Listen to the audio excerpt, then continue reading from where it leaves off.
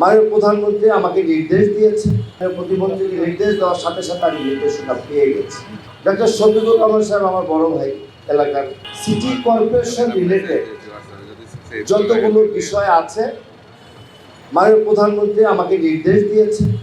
গত পরশুদিন যখন বিরোধী দলীয় নেতা মাননীয় প্রধানমন্ত্রীর সাথে কথা বলছিলেন, তাৎক্ষণিকভাবে আমাদের মাননীয় প্রতিমন্ত্রীকে নির্দেশ দেওয়ার সাথে সাথে আমি নির্দেশনা পেয়ে গেছি।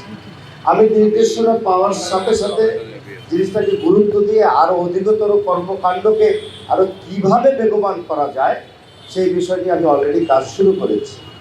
এখন ডক্টর শফিকুর রহমান সাহেব আমার বড় ভাই, এলাকার ভালো মানুষ, উনি এই এলাকায় এমপি নির্বাচিত হয়েছে।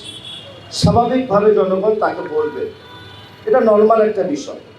তো মাননীয় প্রধানমন্ত্রী সারা বাংলাদেশের ন্যায় ঢাকা উত্তর সিটি কর্পোরেশন, দক্ষিণ সিটি কর্পোরেশন সব জায়গায় তার নির্দেশনা আছে। জনগণের অধিকার যেটা, সেটাকে অন্তত পক্ষে কিছুটা হলেও লাঘব করতে হবে।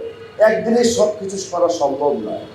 বিরোধী দলীয় নেতা একটু আগে একই কথা বলেছেন, নানাবিধ সমস্যা আছে।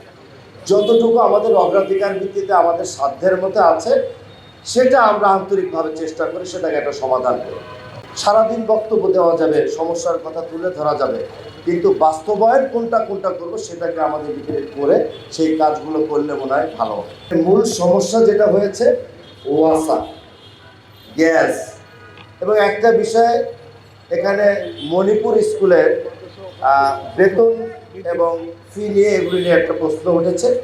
সেটা স্কুলের গভর্নিং বডির একটা বিষয় এবং শিক্ষা মন্ত্রণালয়ের একটা বিষয় আছে।